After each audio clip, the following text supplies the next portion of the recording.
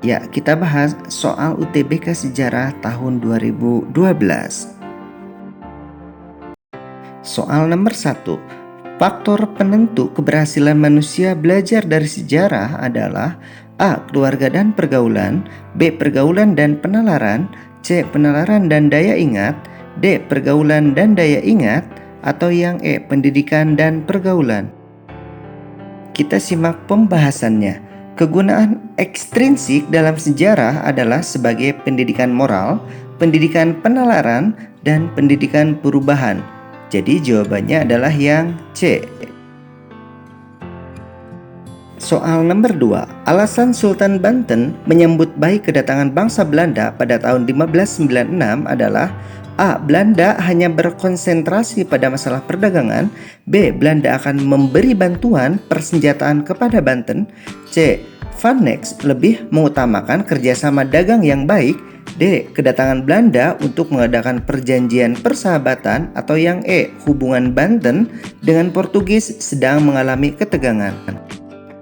Kita simak pembahasannya. Belanda pertama kali datang ke Nusantara dipimpin oleh Cornelis de Houtman tahun 1596 melalui Banten atau Selat Sunda. Penerimaan penduduk awalnya bersahabat dan menjalin kerjasama yang saling menguntungkan. Meskipun pada akhirnya Cornelis ini diusir karena memiliki tabiat yang buruk. Jadi jawabannya adalah yang A, yaitu pada awalnya Belanda hanya berkonsentrasi pada masalah perdagangan. Soal nomor 3. Tujuan Y.R. Soekarno menulis Indonesia Menggugat pada tahun 1930 adalah A. Mengajak rakyat Indonesia mengangkat senjata melawan penjajah Belanda, B. Membuktikan proses penjajahan Belanda sangat merugikan dan harus segera diakhiri, C. Mengajak partai-partai politik bersatu dan berjuang bersama untuk mengusir penjajah Belanda, D. Menunjukkan bahwa penjajahan yang dilakukan oleh Belanda tidak sesuai dengan politik etis, dan yang E. Memberi pedoman tata kehidupan berbangsa dan bernegara bagi bangsa Indonesia setelah merdeka. Pembahasan. Indonesia Menggugat adalah pidato pembelaan yang dibacakan oleh Soekarno pada persidangan di Landred, Bandung 1930. Isi pidato tersebut yaitu penentangan terhadap kolonialisme dan imperialisme yang sangat merugikan dan harus segera diakhiri. Jadi jawabannya adalah yang B, yaitu membuktikan proses penjajahan Belanda sangat merugikan dan harus segera diakhiri. Soal nomor 4. Tujuan peringatan Hari Pahlawan di Indonesia setiap tanggal 10 November 1945 adalah untuk mengenang pertempuran antara A. Pemuda pejuang Indonesia dan tentara sekutu di Semarang, B. Pasukan Belanda dan pejuang Indonesia di Semarang, C. Pasukan Jepang dan pemuda Indonesia di Jakarta, D. Pejuang pemuda Indonesia dan tentara sekutu di Surabaya, atau yang E. Pasukan Belanda dan pasukan sekutu di Batavia. Bahasannya. Untuk nomor 4 ini, soalnya relatif mudah ya, karena sudah jelas bahwa pertempuran 10 November 1945 yang dikenal sebagai Hari Pahlawan terjadi di Surabaya antara pemuda, tentara, dan milisi pro kemerdekaan melawan sekutu yang dinahkodai oleh Inggris. Jadi jawabannya adalah yang D, pejuang pemuda Indonesia dan tentara sekutu di Surabaya. Soal nomor 5. Tujuan pembentukan Masyarakat Ekonomi Eropa atau MEE adalah A. Melindungi kepentingan ekonomi negara-negara Eropa, B. Mempersatukan rakyat Eropa dalam suatu nation state, C. Memperkokoh nasionalisme masyarakat Eropa, D. Menghadapi perluasan produk-produk Korea dan Cina, E. Mempercepat penguasaan alat ukur ekonomi dunia. Pembahasan. MEE atau Masyarakat Ekonomi Eropa merupakan organisasi ekonomi regional di kawasan Eropa yang terbentuk tahun 1957. Tujuannya yaitu untuk memajukan dan melindungi kepentingan ekonomi negara-negara Eropa. Jadi jawabannya adalah yang A, melindungi kepentingan ekonomi negara-negara Eropa. Nomor 6. Pertanyaan sebab akibat. Perbuatan korupsi, kolusi, dan nepotisme atau KKN di lingkungan pejabat pemerintahan menjadi salah satu penyebab terjadinya reformasi di Indonesia. Sebab perbuatan KKN melanggar prinsip keadilan dan menghancurkan kepentingan sosial ekonomi rakyat Indonesia. Pembahasan reformasi adalah masa di mana pasca Presiden Soeharto lengser pada tanggal 29 Mei 1998. Adapun penyebabnya adalah krisis multidimensional, antara lain krisis ekonomi, krisis politik dan hukum, krisis sosial, krisis kepercayaan, adanya KKN, dan yang lain-lain. Jadi jawabannya adalah yang A, yaitu pernyataan dan alasan dua-duanya benar dan berhubungan. Soal nomor 7, masih sebab akibat. Fathahillah merupakan tokoh Islam yang berhasil membantu Demak dalam mengembangkan agama Islam di wilayah Jawa Barat. Sebab masyarakat Jawa Barat pada masa kerajaan Pasundan masih menganut keyakinan animisme dan dinamisme. Pembahasan.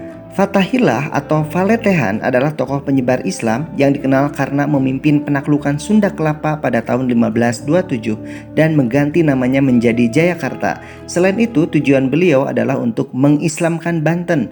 Fathahillah sendiri mengabdikan diri kepada Sultan Demak. Jadi, pernyataannya benar namun alasannya salah karena agama dari kerajaan Sunda adalah Hindu. Namun sebagian berpendapat beragama Sunda wiwitan. Jadi jawabannya adalah C, pernyataan benar, alasannya salah. Soal nomor 8, masih sebab akibat.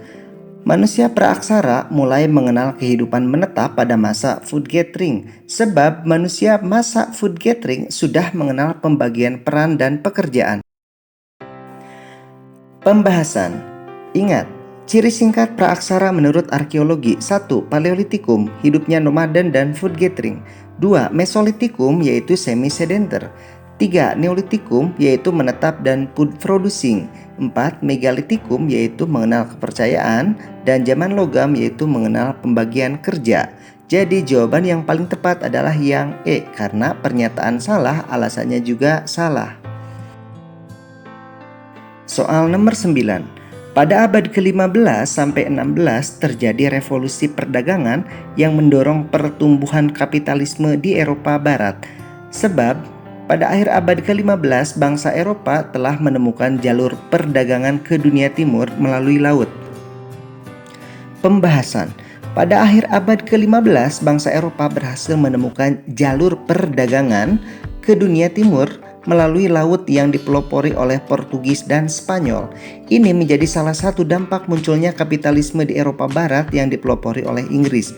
Jadi jawabannya adalah yang A, yaitu pernyataannya benar, alasannya juga benar, lalu berhubungan. Soal nomor 10. Bangsa Yunani Romawi kuno telah mewariskan dasar-dasar peradaban modern.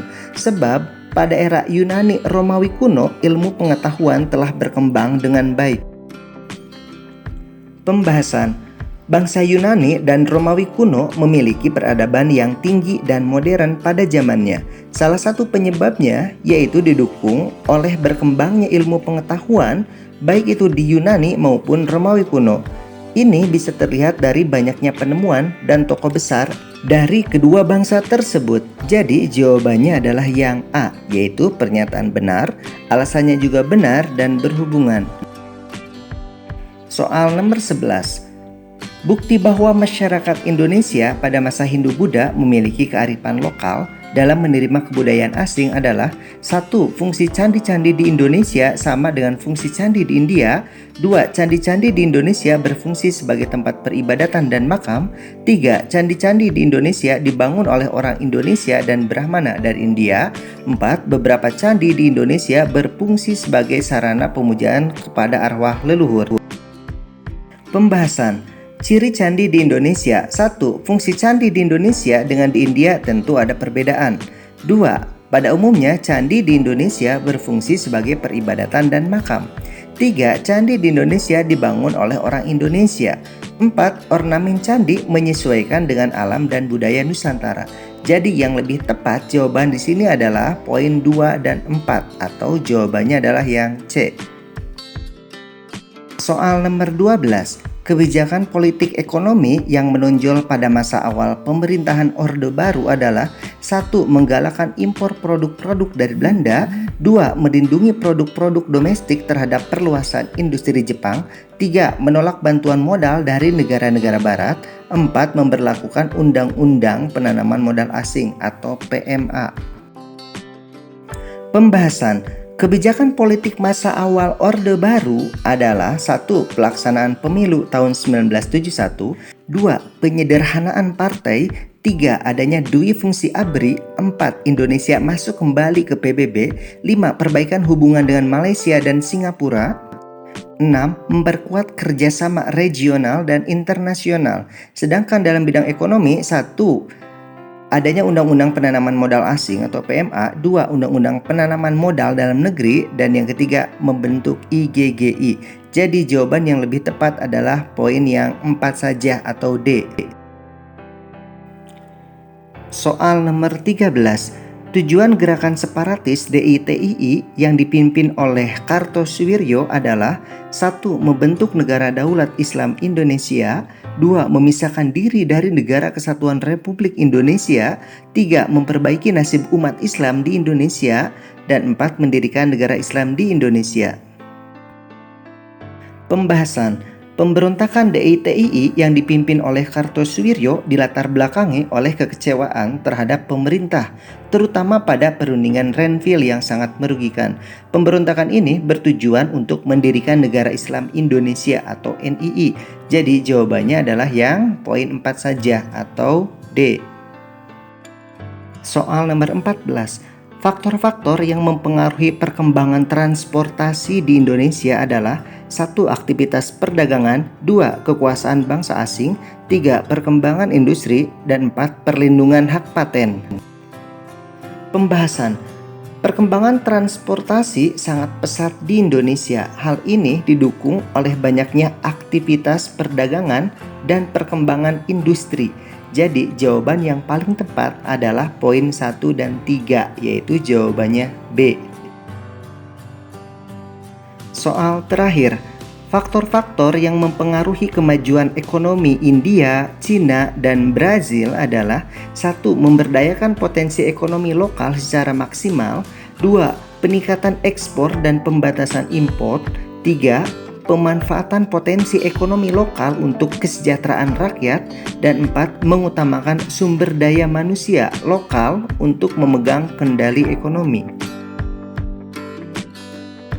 Untuk nomor 15, poin 1, 2, 3, dan 4 semuanya betul.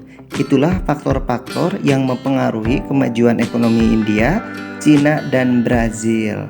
Terima kasih.